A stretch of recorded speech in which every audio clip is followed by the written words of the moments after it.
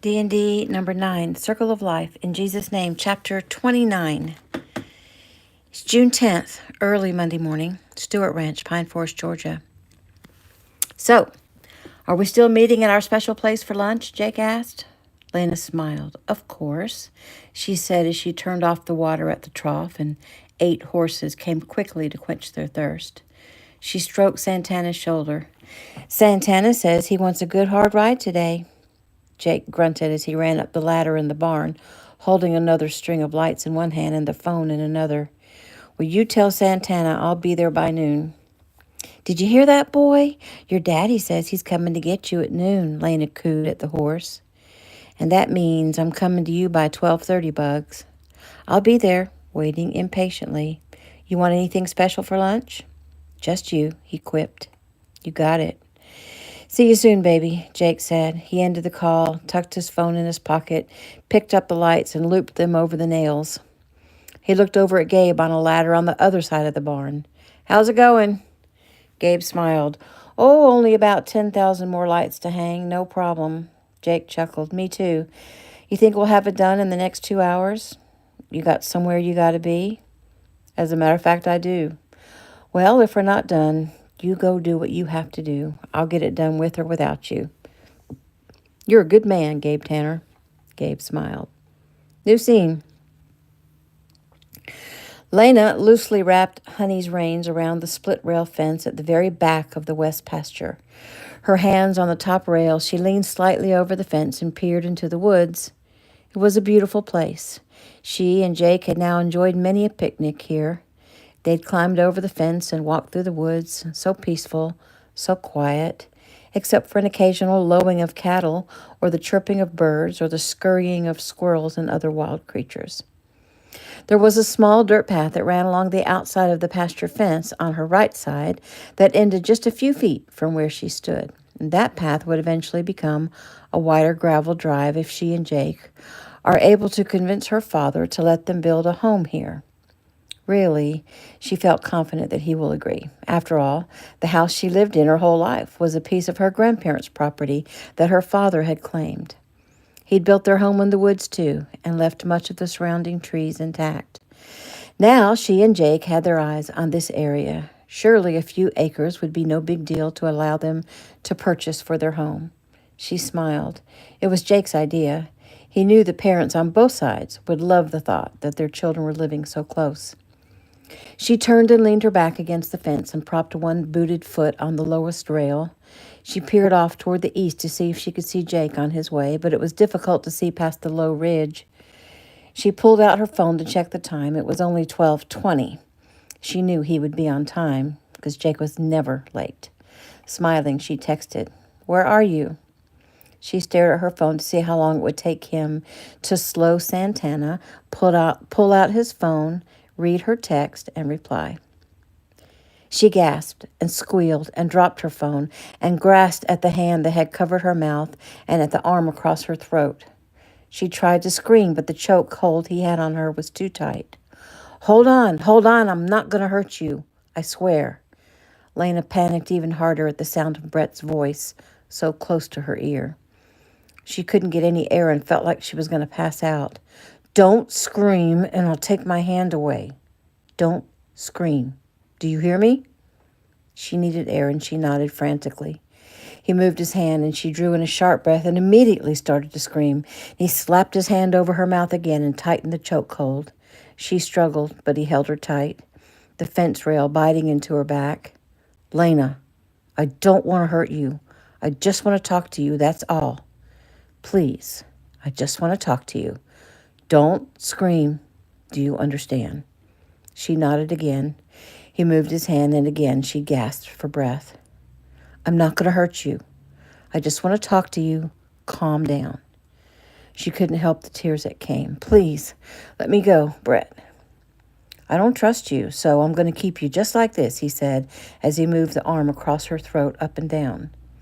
You're not supposed to be here," she said, trying hard to sound brave through her tears. "I know, but I needed to talk to you." I was going to talk to you too, but it was going to be at the lawyer's office. Now let me go." Will you stop telling me what to do? He said fiercely in her ear. Just you listen for a change. He shook her. Do you understand? Yes, she grunted out, barely able to speak with his arm cutting off her air supply. I need to know that you're not going to try to fight the plea deal. I wasn't going to, she ground out. But now I'm reconsidering, she blurted out before she could stop herself. He immediately tightened his arm across her throat. I could snap your neck right here, she whimpered. And suddenly Lena remembered the gun on her hip. She stopped trying to pull his arm away from her neck and dropped her hands by her side. She quietly pulled the gun from the holster tucked inside the waistband of her jeans. But damn it, it wasn't chambered. She hadn't wanted to bounce around on her horse with a chambered weapon. She slowly reached her left hand over, grabbed the slide, racked it, and pulled the gun up. But he saw it and grabbed her wrist with his free hand while squeezing his arm tighter, completely cutting off her air. The gun, pointed high in the air, went off, and in a fit of temper that she would actually try to shoot him, he slammed her hand against the fence and the gun went flying. She was barely conscious from lack of air when he pulled her body over the top rail of the fence, the rough wood ripping the back of her shirt and scraping her skin. She tried to scream, but the sound barely escaped her throat. He slapped his hand over her face again as he pulled her into the woods, and that was the last thing she remembered. New scene. Jake felt the vibration of his phone and slowed Santana to a slow walk as he pulled it out and read Lena's text. He halted Santana so he could text her back. Almost there. Be patient. He hit send, raised up in the stirrups, and pushed the phone back in his hip pocket. Looking around him, he realized he'd seen something shiny reflecting the sun on the other side of the fence. He trotted over, dismounted, and looped the reins over the rail of the fence. He jumped the fence and went to investigate. There was a small thicket next to the dirt path that was used to drive four-wheelers to check fences. And on the other side of that thicket, Jake was surprised to find Brett's Camaro. Cursing under his breath, he circled the car, peered inside, and found the keys in the ignition. He took them. Moving fast now, his heart racing, he jumped the fence again and threw himself onto Santana's back. Santana reared at the sound of a gunshot. Dear God, Jake pleaded as he kicked the horse into full speed. He came over the ridge and thought his heart would jump out of his chest when he saw Honey running toward him, no rider. He sped up to the back fence and jumped off his horse. Lena's phone and gun lay on the ground. He scanned the area. He noted parts of Lena's flannel overshirt hooked on the splintered wood of the fence. He jumped the fence, pulled his phone, and called Chaz. Hey, Jake. Brett was here. He took Lena, far end of the west pasture. I'm on his tail. Call Ty. Chaz looked up at the men around him at the barn. Keegan, John, Agent Dalton, and Gabe. He relayed the information and called his brother. They immediately jumped into action and in only a few seconds had contacted police and were headed out to the west pasture. Jake realized if Brett had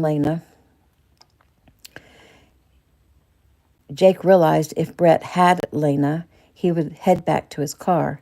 He took off east toward the car, and it took him only a minute to catch up because Brett was struggling, trying to drag Lena through the woods.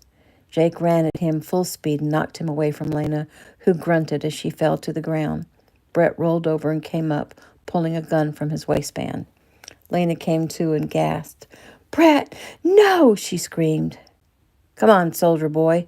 Brett taunted the gun just a few inches from Jake's forehead. Jake looked him right in the eye. I'm not a soldier, he said.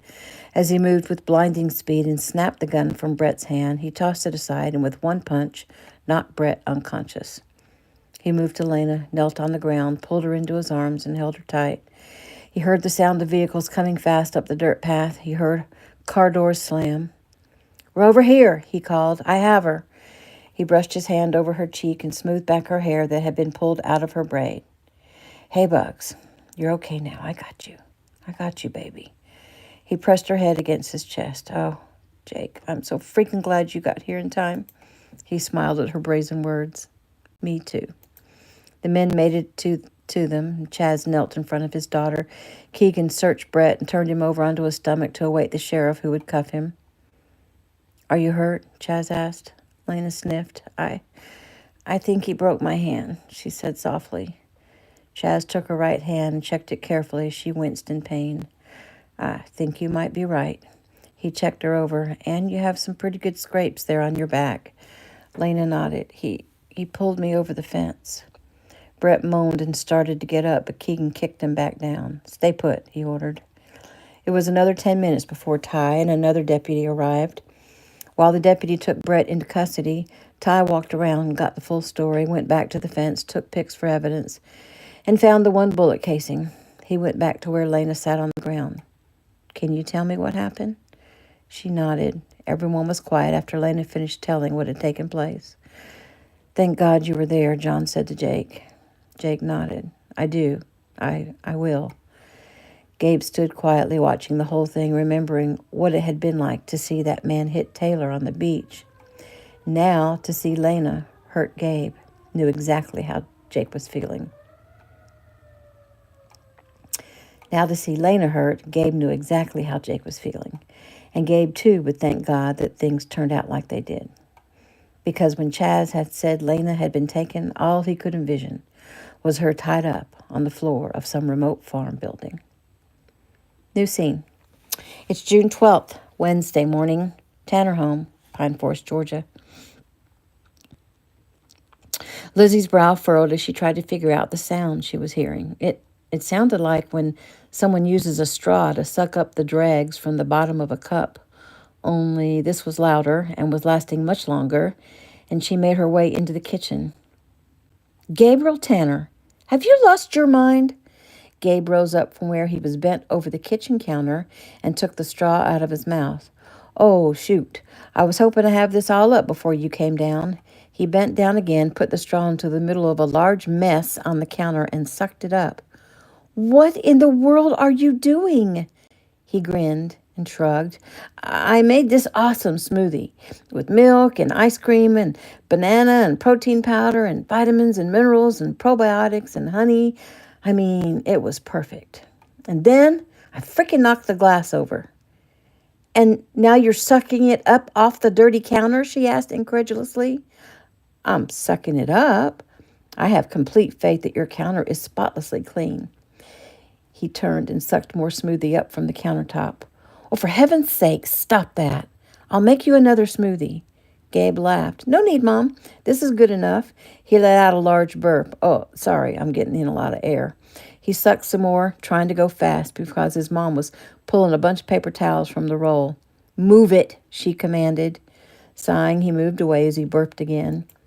Just when I think you're all grown up, she muttered. Lord have mercy, she complained. Gabe couldn't keep from smiling at her. Sorry, Mom. Let me clean it up. She held her hand up. No, you've done enough. Scat. But now, laughing, he kissed her cheek and headed downstairs to join Agent Dalton in the weight room, whom he'd invited to come work out with him. Gabe worked hard for an hour, pushing his body to the max, and Agent Dalton also worked hard, trying to keep up with the younger man. So, Gabe started, what's your first name? Andrew. People call me Andy. Oh, can I call you that? Sure. I mean, I'm not being disrespectful, just being like friends, 'cause we're like always together. No problem, but if you want to be my friend, well, my friends call me Dalton. So can I call you Dalton? I mean, I have complete respect for Ameritech agents. I'm going to try to be one. He nodded. Yes, you can call me Dalton. And I heard. Oh, can I ask you a personal question? Gabe started. Sure. How old are you? I'm 38. Oh. Oh? Sorry, I mean, you don't look so old. I thought you were like mid-20s. Dalton gave a short laugh. Nope, I'm pretty old. How long have you been an Ameritech agent? Just 5 years. So, what did you do before that? Well, kid, I was a drunk. Oh, Dalton nodded. Sorry, Gabe said. I guess I shouldn't pry into people's personal lives. I was just curious. Don't worry about it, kid. If I was trying to hide my past, I wouldn't have told you. I guess you want to know the story, but are afraid to ask. Gabe smiled and nodded. I started drinking as a teenager, actually, you know, at parties and stuff. But I couldn't stop. It got worse and worse. I'd lose my job, get sober for a minute, get another job, start drinking again, and lose that job. I had no one. My parents and two siblings didn't want anything to do with me, and I can't blame them. I wasn't very pleasant to be around. I ended up homeless and on the street by the time I was 30. It was your father who saved me. Really? My dad? Dalton nodded. I asked him for some food one day as he came out of a courthouse in Atlanta. He said, yes, come with him and he would buy me a meal. He sat and talked to me as we ate together at a Waffle House. He ate with the dirty, smelly, homeless guy and asked me questions and spoke to me about God. And I was mad at God at the time and didn't want to hear it, but I was hungry enough to sit and listen. He bought me dinner every night for a week. And something inside me started to change. I wanted to please your father. I wanted to get cleaned up, get sober. And he got me help.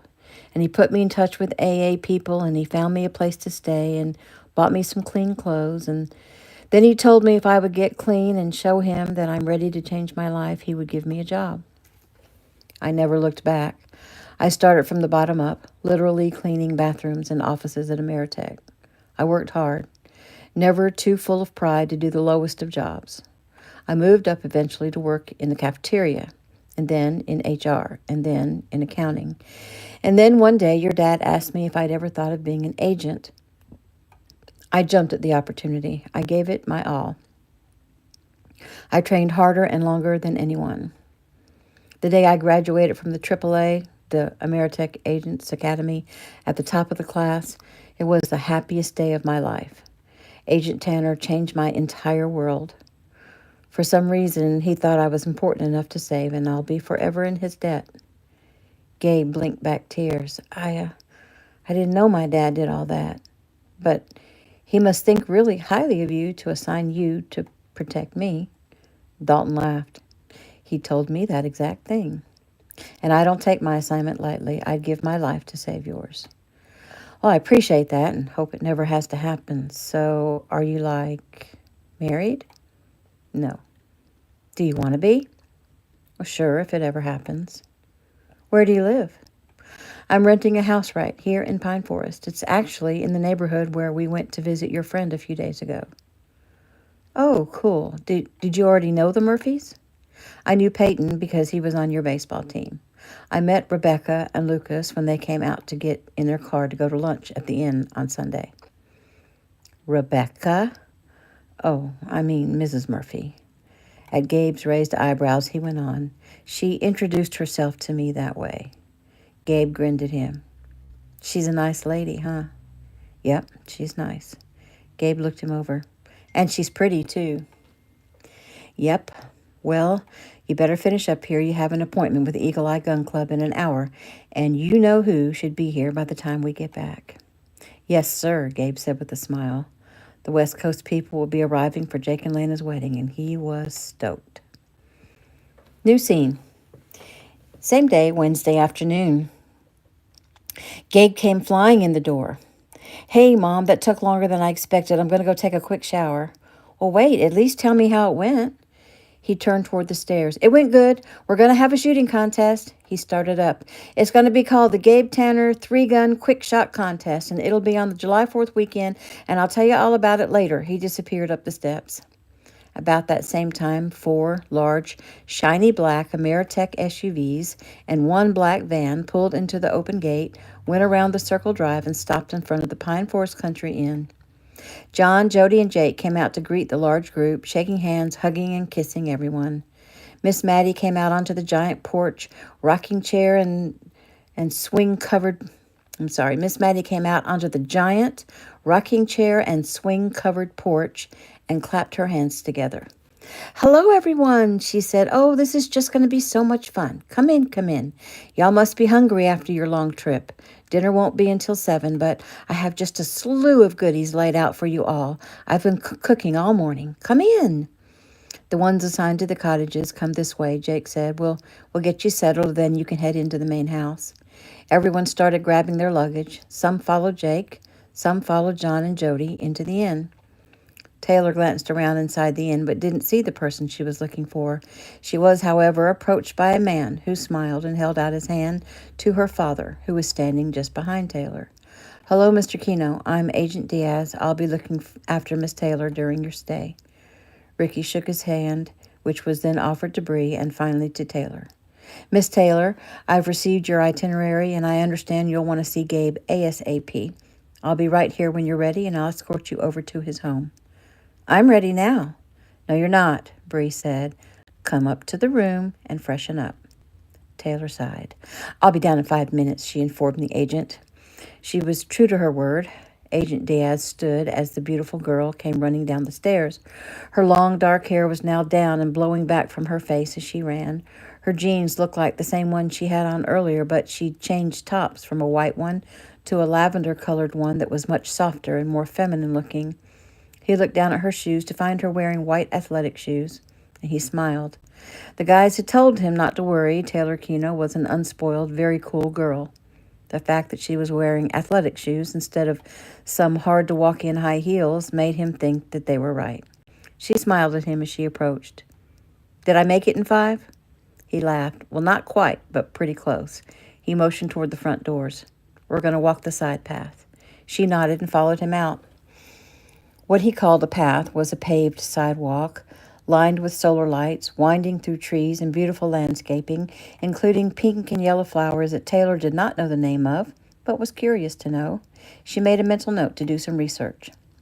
They finally came upon a large black iron fence, made the same way as the front gate. The gate opening to the property next door had a security box, which Agent Diaz opened and punched in some numbers. The gate unlocked, and he held it open for her as they walked through. Taylor watched Agent Diaz as he walked. There was nothing casual about his movements. He scanned the area constantly. He was alert and ready. He obviously took his job seriously. She was grateful for that. They came to a clearing, and there was the Tanner home. She'd never been here before, she thought. They had always met at the inn. For that matter, Gabe had never been to her home either. They had always met at her grandparents' home. She headed up the front steps to the door and knocked. It was a few seconds before Lizzie Tanner swung the door open. "Well, hello there, Taylor," she exclaimed. "It's so nice to see you again." Taylor smiled and held out her hand. "Hi, Mrs. Tanner. It's nice to see you, too." Lizzie took Taylor's hand and pulled her in for a hug and then pushed her back and looked her over. "My, don't you look pretty today? I love that top. It's so cute. Come in, come in." Gabe was running late, but he should be ready by now. She nodded at the agent. "Agent Diaz, it's nice to see you again." "I see you got the luck of the draw." He grinned at her. No luck to it. They wanted only the best for Miss Taylor. Taylor laughed at the cockiness of her assigned agent. She liked it. It reminded her of the other men in her life. "Mrs. Tanner, you have a beautiful home," Taylor said. "Thank you, sweetie. My husband, with the help of our neighbors, built it himself with his own 2 hands." "Wow, that's impressive." "I'm very proud of him, and I'm sure Gabe will give you the grand tour. Give me a minute and I'll run up and get him," Lizzie said. "Oh, I can go up and get him," Taylor offered. "It'll be fun to surprise him." Lizzie smiled. "Okay, then, it's upstairs, last door on the right." Lizzie smiled at Agent Diaz. "Come on into the kitchen. Agent Austin is in there with a few of the girls." Taylor ran quickly up the stairs and headed to the last door on the right and knocked softly. She smoothed her hair while she waited. The door flew open and she looked up into the surprised face of the guy she loved. His hair was wet. He was holding a towel. His feet were bare. He had on jeans that weren't buttoned yet, showing a small part of his underwear. His chest was bare. His blue eyes blinked in surprise, and a smile spread across his face. Taylor smiled up at him. "Wow, now that's hot." She reached out and touched a fingertip to the elastic waistband of the exposed front of his underwear. He drew in a sharp breath and grabbed her arm, yanked her into his room, closed the door, pulled her into his arms, and kissed her. He broke the kiss for just a second and then dove back in. She was pure intoxication to him, and when she was near, he could barely think straight. And when she touched him, all he could think about was dragging her over to his bed. He got control of himself, broke the kiss, and held her away from him. "Hey, Taylor." "Hey, Gabe, I missed you so much." "Me too. I missed you," she giggled. "You smell really good." You do too. He lowered his head and sniffed her neck, her hair, and couldn't stop himself from kissing her again. And finally he set her away, immediately fastened his jeans. She looked around at his room. Have you always had this room? Yes, but it used to look different. Different how? He laughed. Well, there used to be a crib right over there. And this bed used to be a little bed with a railing, and this dresser is a lot bigger, and the room used to be a lot messier. She looked around, taking note of the neatness of his desk, the book on the night table, the made bed with his phone and an aqua-colored T-shirt laying on it. The comforter was blue and white, the curtains on the 2 windows all white. She moved to peek outside.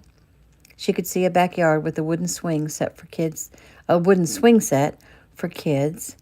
that included an attached climbing wall and a slide. Did you play on that? He came to stand behind her, wrapping an arm around her waist. No, that's new. Dad and I put it together for Iris.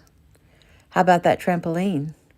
Well, that's old, and I've spent many hours on that. You want to go jump? Sure. She turned and ran her hands over his muscular chest and then pulled away, walked to his bed and sat down. But I'd rather play around here. He swallowed. Me too, but I don't think it's a good idea. Why not? You know why. She smiled coyly. I do, but I want to hear you say it. He went to the bed and sat next to her. Because I'm afraid that once I get you next to me in this bed, I won't have the strength to stop myself from making love to you, and we can't let that happen. Taylor smiled. It's a lovely thought, though, isn't it? He stood. Yeah, it's a lot more than lovely. Gabe walked around to the other side of his bed, picked up the shirt and pulled it over his head. He then quickly donned his shoes and socks. He grabbed up the towel he had been holding earlier, ran it over his head a few more times, and went into his bathroom. He came out with his hair combed back out of his face. Taylor eyed him. For the first time, she noticed a very slight stubble, and she rose and touched his face. You have a little bit of a beard growing.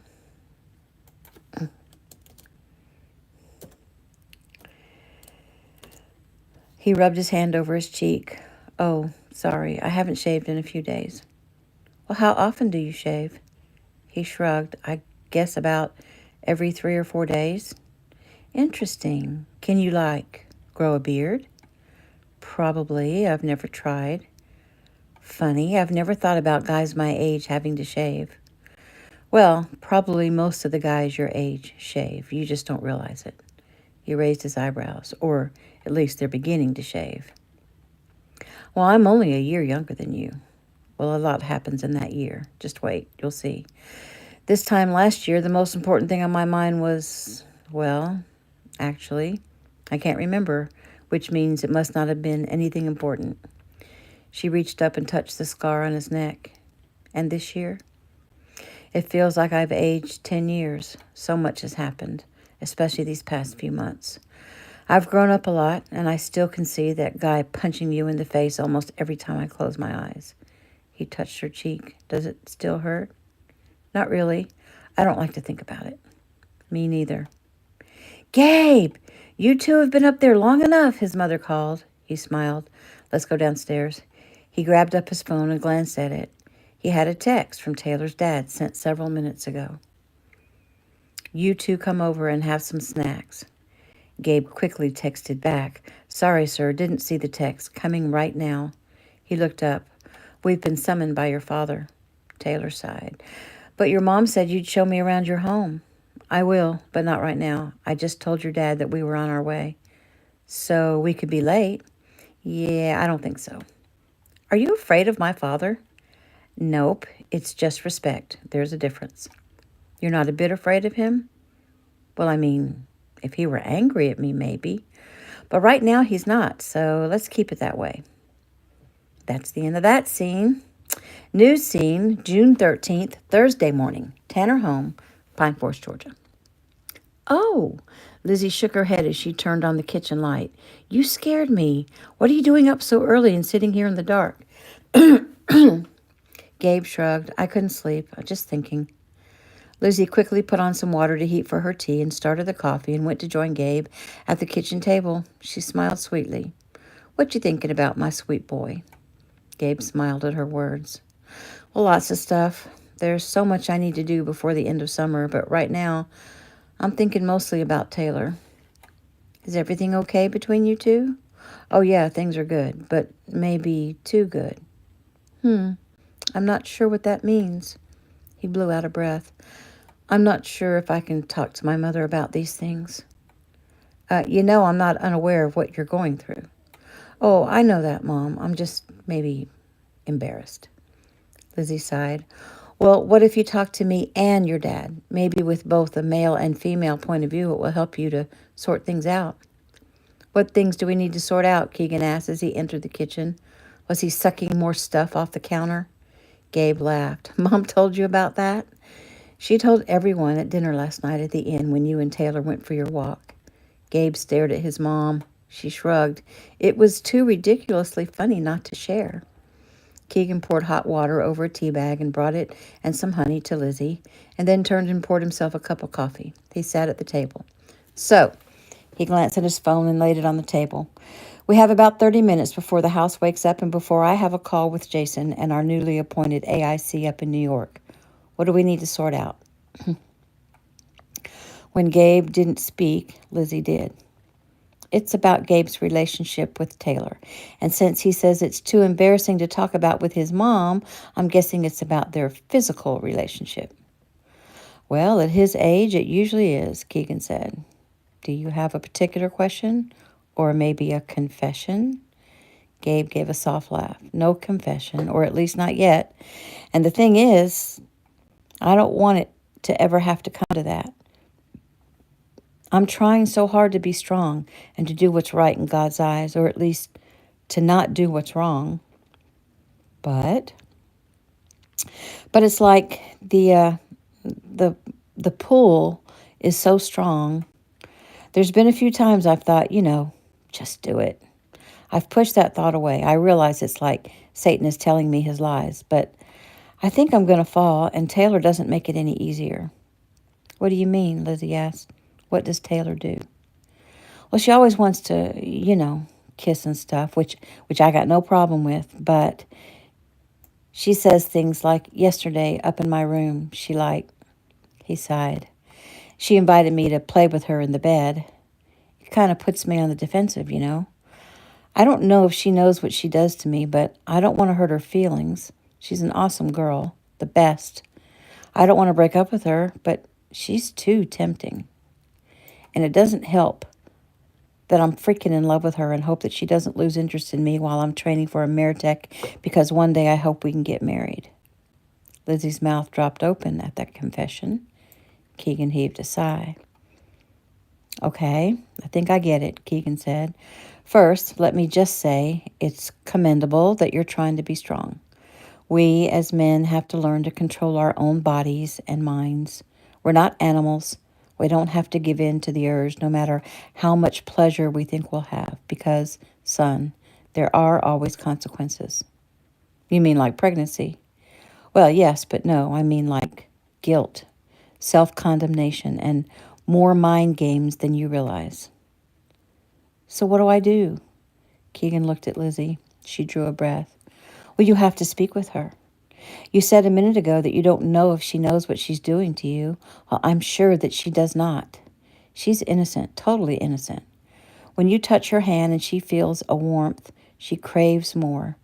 That's why she tries to get you to do more, why she tries to get closer to you. That's her perspective. It's totally instinctual. When you kiss her or hold her, she feels safe and secure and loved. And that's what women crave. She just wants to feel emotionally close to you, and right now, she feels that when she's physically close. But she doesn't know that when she presses close to you, it brings your body to life. She gets close because she craves your strength. Women these days may not know or understand that from the beginning of time, what attracts them to men is their masculinity, which is their ability to protect and provide for us.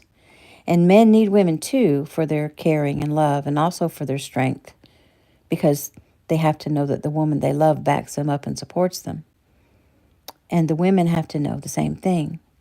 But Taylor has been under the protection of her father all her life, And suddenly there is this new man who makes her feel just as loved and protected as her father did. It's new and different, and innocently, she does things she doesn't realize are getting to you. So what am I supposed to talk to her about? Well, you literally need to let her know what she does to you and how your body responds. Gabe's face reddened. Lizzie brushed it away. Don't be embarrassed. I'm a nurse. And do you think I don't know what certain things I do and say does to your father? Keegan smiled. But when I was young, I didn't realize at all that the little things I did, that to me were just an innocent touch, like putting my hands on your dad's chest or pressing close to him. I didn't know it was getting to him as much as it did. You have to tell her. I don't know how to say those things to her. Well, Keegan began, you better figure it out, because there's only a few alternatives. Don't tell her, and things will continue on, and you'll eventually have sex with her, and the aftermath will probably break you up anyway, and that will be that. Or I can speak with her father and have him and Bree fill her in, but she'll know that you went to me and I went to her parents, and that might bring you down in her eyes and probably piss her off. You can let her know that you need her to help you and not hinder you, Lizzie said. Let her know that you're trying to be strong, but you can't do it without her help. And when she asks how she can help, you can tell her what she's been doing and go into detail so that there's no mistaking what you're asking. Detail? I'm sure there are exact things she's done and said that you don't want to share with us, but that are clear in your mind. Share them with her. Gabe smiled and nodded his head as the picture of her touching his underwear yesterday came to mind.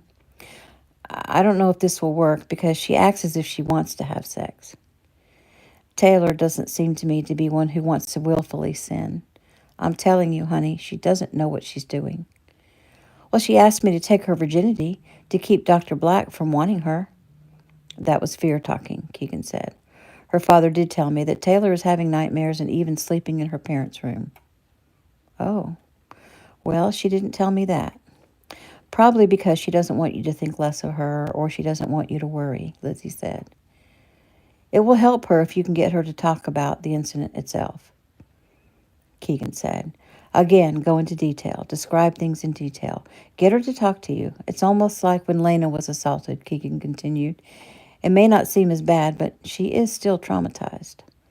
Gabe nodded as things came clear to him. So, I need her help, and she needs mine. Sounds like a match made in heaven. Keegan and Lizzie looked at each other. Well, time will tell, Keegan said, just as his phone rang. I got to take this. He stood and walked toward his office. Hey, Jason, good morning. Lizzie smiled and rose from the table and placed her hand on her son's head. Did we help at all? Yes, ma'am. He rose and hugged his mother. I love you, Mom. She sniffed. One day, when you have your own children, you'll begin to understand just how much I love you. But Gabe, I'm also proud of you. Keep up the good work, my baby boy. He laughed. Yes, Mommy. BTW, don't forget to stop by the cleaners. BTW, Mom? That is so cute. You trying to be all hip. Lizzie smiled and then frowned. Hey, I'm hip. Now listen, remember, it's your suit, your dad's uniform, John and Jake's uniforms, and Rose's dress from the cleaners. That's 8 pieces because the uniform pants are white and they will be separate. Make sure there are 8 pieces. Got it. It's on my list. Well, what else is on your list? Taylor and I are going to meet Peyton and Avery for breakfast, and then the 4 of us are going to finish up working on the big surprise for Jake and Lena. How's that coming? Because we need to bring everything in tomorrow. It's almost ready, just some punch-out work. Then Taylor and I are going to work on the dance for the wedding, and after that, she's got stuff to do with the ladies. I think they're going to make gift bags or something. Yes, we are. So while y'all are doing that, I need to get in a workout, and then I have to go help Jake mop the barn again, and then I got to get ready to go out with the guys. And when were you intending to stop by the cleaners? Right after breakfast. Let me see the list. I'm going to put a big red circle on it. He grinned. Sorry, you can't do that. Why not? 'Cause the list is up here, he said, pointing to his head. Oh, you think you're so smart. Get out of here. New scene. The new scene begins with a list of itineraries for both Lena and Jake. Lena's itinerary says, Check in with the caterers. Check in with the bakery. Check in with the florist. Check in with DJ. Check in with the photographer. Parentheses. Aunt Cindy. Close parentheses. Start packing bags. Bridesmaid luncheon at the Ritz. Pickup dress. No later than 3. Dinner with all the ladies. Jake's itinerary says, have the inn bus pick up my buddies from the airport, mop the barn floor again, finish up Chaz's list, whatever he needs, take care of horses for Lena, cut grass along path to the barn, and make sure all torches are full. Lena looked over her list of things to do. Not so bad since her mom and Miss Jody had already made all the phone calls. Lifting her right hand up, she frowned. The cast was white, and nobody was allowed to write on it until after the wedding. Getting started, she went to her closet and reached up over her head to pull down her luggage. There were 2 large pieces stacked one on top of the other, and when she tried to grab one with her left hand, they both came crashing down with a few large thumps and bumps. It was her brother Charlie who came running. You okay, Bugs? She smiled at her brother. Yep, I'm just a klutz with this stupid cast. He moved forward and picked up the fallen bags and laid them on the bed. Which one do you want open? Let's start with the big one. He opened the suitcase and stood back. What can I get for you? As she pointed and gave orders, Charlie moved around the room, gathering what she wanted and placing it neatly in the suitcase. When she'd finished all that she'd intended to pack early, she sighed and sat on the bed. Thanks, honey. Since when did you become so helpful? She teased. He shrugged and glanced up at his sister's face. I'm glad you're okay. Thanks, Charlie. She watched him. Apparently he was more upset than he was letting on. Are you okay? Sure, I'm fine. It's just that, when I heard that guy taking you, I was scared. I remember when Gabe was taken. I was really sick over it. And then when you got taken, I thought I'd never see you again. Lena stood and motioned for him to come to her. He stood and she hugged him hard. I was taken for all of about 2 minutes. But you know what, Charlie? You're getting to be very grown up. Ha, you're the one getting married. I'm gonna miss you. Oh, sweetie, I'm gonna miss you too, but I'm not really going anywhere for a while. And when Jake deploys, I'm gonna stay right here with my family, so don't go getting your hopes up on my room. Charlie smiled. I don't want your room. I just want you to be okay. I'm good, I promise. And now Brett is going to prison for a very long time, so no more worries. New scene. It's June 13th, Thursday night. Joe's Family Bar and Grill, Pine Forest, Georgia. Keegan and Gabe and Heather's boyfriend Nolan walked into Joe's and were surprised to see so many people there. Joe had closed the place to the public for the private party in honor of the groom, who was about to marry his granddaughter. Gabe pulled out his phone and immediately started taking pictures as he was ordered to do so by Lena. Gabe looked around at all the people. Lena's father's side of the family. Her father, Chaz, brothers Charlie and Matt, Chaz's dad, Charles, and his brother, Ty. Also, there were Lena's uncles who were married to Chaz's 2 sisters, Bo Clark and Parker Ross. And also there was Lena's young cousin, Parker Ross Jr., who went by Park. On Lena's mother's side of the family was her mother's half-sister's husband, Josh Turner, and his son, Lena's other young cousin, David Turner. And, of course, Lisa's father, Joe, who was Lena's grandfather. On Jake's side, there was his father, John. Jake's friends he'd grown up with, Kurt and Landon, were also in attendance, and Jeff Davis and his sons Daniel and Jeremy, and Grandmaster Keno and Ricky Keno and Joey Adams, Mark Adams, young Eric, Logan and JoJo, Jason and Justin Lee, and Cameron Wallace and Jensen Deal. And last, but very obviously not least, there were 4 big, beefy guys Gabe had never seen before, but he knew who they were. They were Jake's Marine Special Forces brothers. Altogether, there were 30, maybe 40 guys in all. Joe's was a big place, but these men seemed to fill it up. The jukebox was playing, the booze was flowing. A lot of the younger guys were playing pool. Some of them were playing arcade games. The food was Joe's regular cuisine, being cooked up and served by Joe's staff. And Gabe sat at a table, drinking Joe's famous lemonade and looking around, snapping off pics.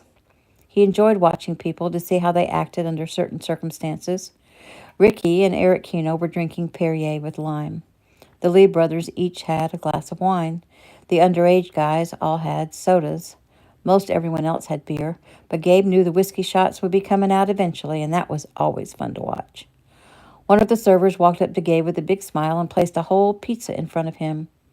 Um, I think you have the wrong table because I didn't order anything, Gabe informed her. She smiled and pointed at the group of Marines at the bar. They ordered it for you. They said, any brother of Jake's is their brother too. One of them smiled and pointed his beer bottle at Gabe, and Gabe nodded at him and then stuffed a piece of pizza in his mouth. As he ate, he watched Jake being patted on the back, congratulated, teased. You could tell he'd been raised in the hotel business because Jake was working the room, making sure everyone was welcome and appreciated. Gabe's eyes shifted to Ricky when he stood and began to do the same thing. He walked around shaking hands and introducing himself to people he didn't know. For some reason, that made Gabe happy. He wiped his fingers, picked his phone back up, and started recording. He watched as everyone Ricky visited would laugh at something he said. Ricky had a way about him. Joey and Mark rose then, grabbing Gabe's attention as they made their way to a pool table, apparently Joey having challenged Mark. Young Eric, Jojo, and Logan gathered to watch and place bets, and the 4 Marines were interested and turned to watch. Gabe shifted to see his father talking to Jason, probably about something work-related, as they both kept looking at their phones and texting. He took a pic. They were always on call. People's lives depended on them. Gabe wondered what was going down. He looked up as Jake approached and took his picture as he sat down at Gabe's table. Why are you sitting here all alone, bro? You don't feel like partying? Gabe smiled. Oh, I'm good. I'm just watching people. People are cool. You can learn a lot by just watching. Jake smiled at Gabe. You're cool because you say things like that. So we haven't talked much about it, but how's it feel to know someone's out to get you? Gabe laughed. You tell me, you're the Marine. Laughing, Jake nodded. See, you're so cool, Gabe. New scene. Same night, June 13th, Thursday night, Pine Forest Country Inn, Pine Forest, Georgia. Taylor walked around the room introducing herself to everyone she didn't know and chatting with those she did know. There were a lot of people here, a lot more people here than she'd imagined.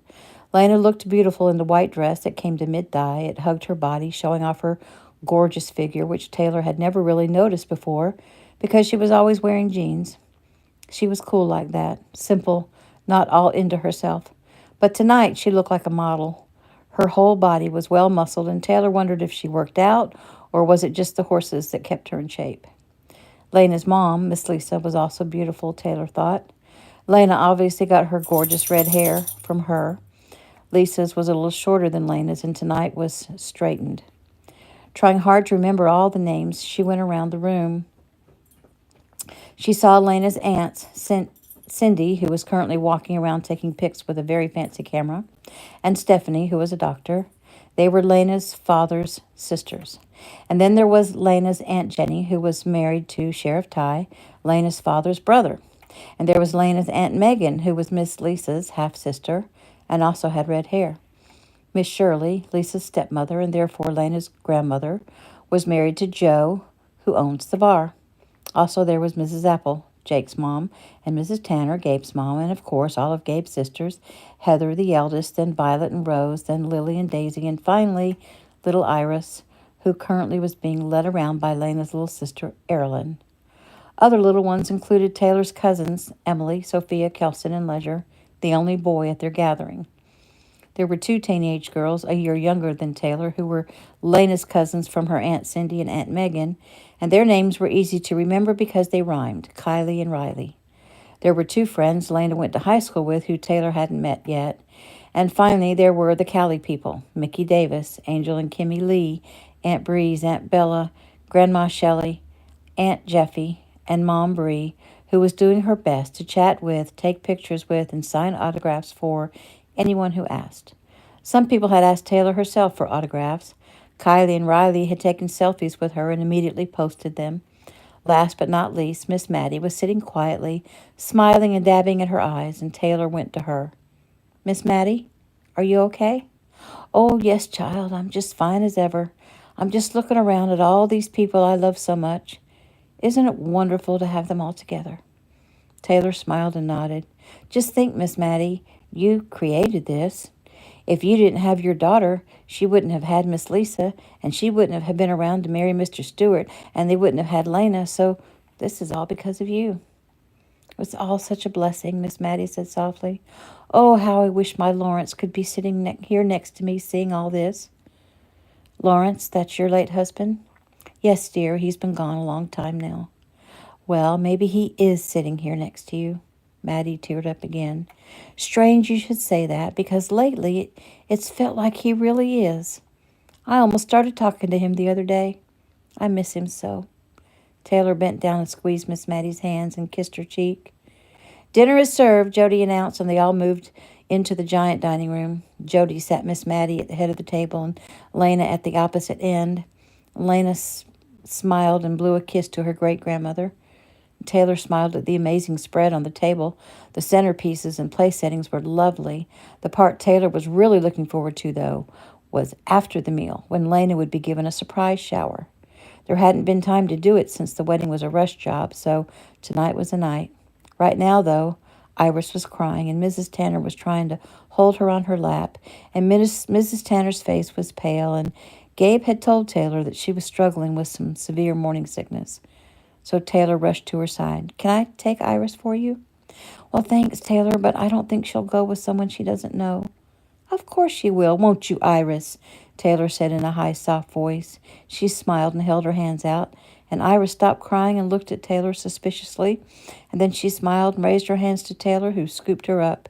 You come sit with me, and I'll sneak you some goodies, she whispered. There now, sweetie, everything is going to be okay. New scene. At Joe's, things were starting to get interesting, Gabe thought as he moved around taking pictures. He took one of Jake with his Marine buddies. Then Chaz, John, and Keegan were asked to join the group to get a pic of all the Marines in the room. Other pics included all the kids holding up their glasses of soda as a toast to Jake. Jake with his future father-in-law, and then with Charlie and Matt and Chaz's father, Charles. 3 generations. Jake and his father hugging it out. Jake and his high school friends. Someone offered to take a pic of Jake and Gabe. The interesting part was the whiskey shots and toast. Grandmaster Keno and Ricky still only drank water, but everyone else had a shot glass in their hand, including Gabe's father as he made the first toast to Jake. Everyone downed their glass, and glasses were refilled for the next toast, and Jake had slipped one to Gabe. Just one, Jake had whispered. But one had turned into 3, and Gabe was feeling pretty good. It was Ricky who came and gave him some words of wisdom. I'd stop there if I were you. You're going to be sorry in the morning. Gabe nodded and took the advice.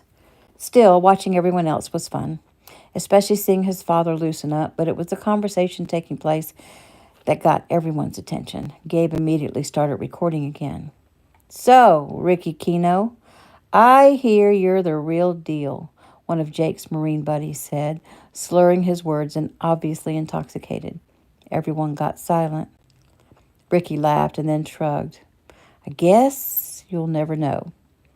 Ah, come on now. How about a friendly little match? Jake, a little alarmed, looked to his father for help, but John and Keegan seemed only mildly interested in the exchange. Ricky sighed heavily. Young Eric didn't look too happy. Someone was always starting stuff with his father. He didn't think it would happen here, though. It was obviously the whiskey talking. Hey, guys, Jake started. We're all friends here. Let's keep it that way. Ah, come on, Jake. We'll still be friends when it's all over. Let's just see how I do against the great Ricky Keno. Dude, another Marine said. Have you never seen the Keno challenges? Not the ones where Ricky Keno fought. Well, it's a lot like the ones I fought, Joey suddenly said, walking forward. Jeff groaned. And here we go again. Mark sighed. It's just like old times. The drunk Marine looked hard at Joey. Oh, you're that Joey Adams. His buddies laughed. Let me give you a history lesson, Derek, one of them said to his friend. You see that dude over there? That's Jason Lee. He owns Ameritech Security. He is the guy responsible for developing our training, along with the SEALs and the Berets and the Rangers, man. And that man was trained by that man, who I know you know is Grandmaster Keno. And Grandmaster Keno also trained his son, Ricky Keno. And Ricky Keno trained Joey Adams. And these guys are good. Derek grinned. Cool. Then a little friendly match should be no trouble, he said, rising and swaying on his feet. What do you say, Ricky Keno? Ricky sighed. It wouldn't be a fair fight. Why? Because you're so much older? No, because I'm sober. Cool, that'll make us even. Dad, Jake appealed. John Apple smiled. Jake couldn't believe what he heard next. Sounds like a good time to me. Grandmaster Keno laughed, which made Gabe smile. Don't y'all go busting up my place, Joe said. Move the tables and chairs. Well, I'll pay for any damages, Jason assured Joe. Ricky, you want me to take care of this for you? Joey asked. Ricky sighed and stood. No, that's okay. It's always good to stay on my toes. He looked at the large Marine. Well, since I'm so old, you won't mind if I stretch out a bit. You do you, Derek said, making everyone laugh. The men quickly moved all the tables and chairs to the outermost perimeter of the room, leaving a large space in the middle. Gabe was busy snapping off as many pics as he could get. John Apple moved forward. He was the highest-ranked Marine in the room and decided he'd better take charge. All right, this is going to be a fair fight with rules, he said firmly, and what I say goes. Understood? Roger that, Master Sergeant, Derek mumbled. I didn't hear you, John barked. Am I understood? Sir, yes, sir, Derek said louder. John looked at Ricky. Ricky smiled. Sir, yes, sir, he mocked. He looked at his father. Any tips for me, Dad? Don't get hit, he quoted, making everyone chuckle. If you fight dirty, it's over, John said. No knee, groin, or throat hits. 3 rounds of 3 minutes each. Copy that, Derek mumbled. Charlie, Gabe said. Help me record this. You get it from that side. Got it, Charlie said, pulling out his phone. Ricky took off his belt and shoes and socks and folded himself in half and hugged his ankles. And Derek walked slowly out to the middle of the floor and patiently waited for Ricky. And Ricky finally moved out and shook hands with Derek and then stepped back. Bow to me, John ordered. They did. And to each other, John said. They did. John put his hand out. And fight. Derek immediately charged forward, throwing all kinds of punches, but Ricky moved quickly, blocking or all out avoiding everything Derek threw. And after doing this all the way across the floor and back again, Ricky finally spun and kicked, connecting sharply with Derek's cheek. Everyone oohed over the connection.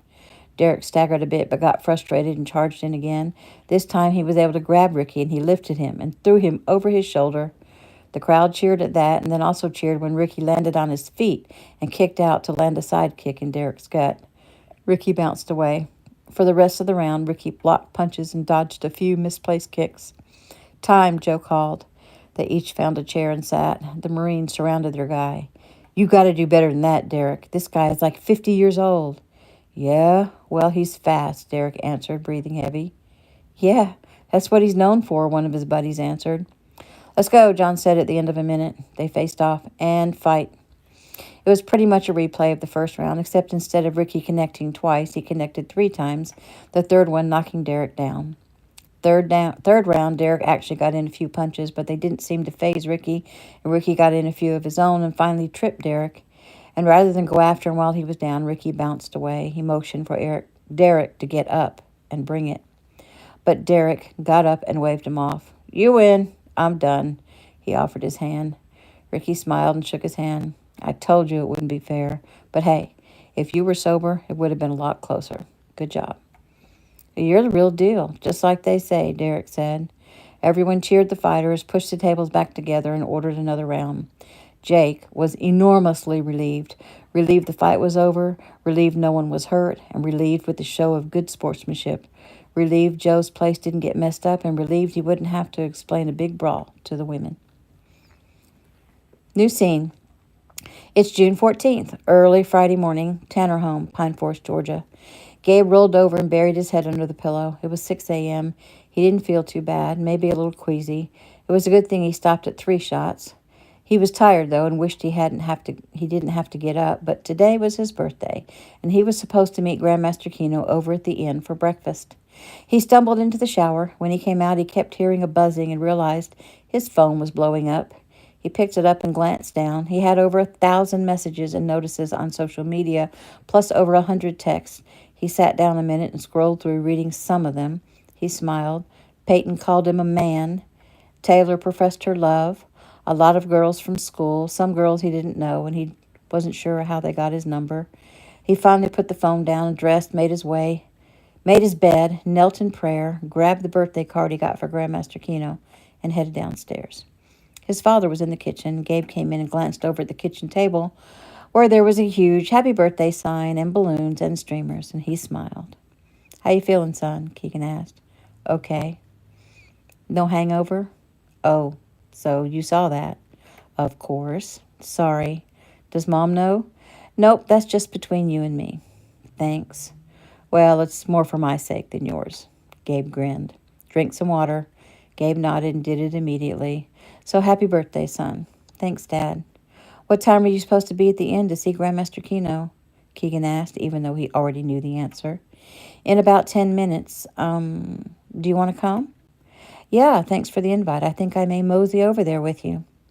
"Cool. Is Mom not feeling well? She's usually up by now." "Well, she and Iris are out running some last-minute errands." "Oh, okay. Well, let's go, but I gotta go out in front and tell Agent Dalton that I'm walking over with you." "No need. He actually came to the door like I asked, and I already sent him on ahead." Keegan and his grown son walked slowly along the sidewalk that led to the inn. They both were taking in the beauty of the early summer morning. The sun was shining, birds were singing, flowers blooming, bees buzzing. Keegan finally broke the silence. "Gabe, these past 18 years have been the happiest years of my life, and I just want you to know that you, son, are a big part of that." Gabe smiled and felt his eyes tear up.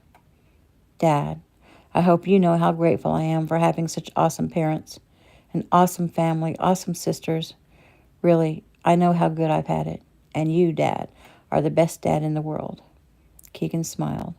"Well, I've tried to do right by you, and you've shown me that I've not done too badly. Your sisters, on the other hand, I'm not so sure about." "Why do you say that? You mean because they're not yours?" "No, of course not. I love them like they're my own. But they're so headstrong, and I think they don't appreciate that I'm only trying to protect them." Gabe stayed silent because he had a feeling he knew what his father was talking about. "For example," Keegan went on, "Heather dated Nolan for a long time before she finally brought him home to meet us. I know she's probably going to have wedding bells in her near future, though they haven't said anything yet. I feel like she didn't trust us to share how she was feeling." It wasn't that, Dad. She just didn't want to bother you about it if it didn't work out." So she's confided in you." Yeah. I complained to her that she was always gone, and she told me she missed him like I missed Taylor, and she would tell you guys about him if it looked like it was going to work out." Keegan nodded. "Okay, that makes sense. And since she's told us about him now, I'm guessing she feels it's going to work out." Gabe nodded. Keegan sighed. "But both Violet and Rose are also seeing someone without letting your mom and I know." "Rose, too?" Keegan glanced down at Gabe. "Oh, so you know about Violet?" Gabe looked down. "She doesn't know I know. I saw her, and well, I saw her." Keegan nodded. "I see. Dad, she wouldn't do this if her feelings weren't serious." "Oh, I get that they're serious. Serious enough to put his job on the line." "Well, give her a chance to come clean. Give him a chance, too. Remember, Jensen and Kimmy got together on Jason's watch. Violet loves you. She's just afraid." "Afraid of the consequences, as well she should be." Gabe sighed and decided to change the subject. "So who is Rose seeing?" "So you don't know about her at all?" Gabe shook his head. "Well, I guess she's a little better at subterfuge. She's been seeing Mike Moreland." "The twin wave beauty guy? That's weird." "Why is that weird?" "Well, he doesn't strike me as being her type. Besides, I thought he lives up in Oregon." "Well, he's been here working out plans for the shoot for the product line. They're going to make the ad next week." "Well, maybe she hasn't said anything because it's not that serious." "Maybe. We'll just have to wait and see." They walked up the steps to the inn and opened the door. Surprise! And that is the end of chapter 29.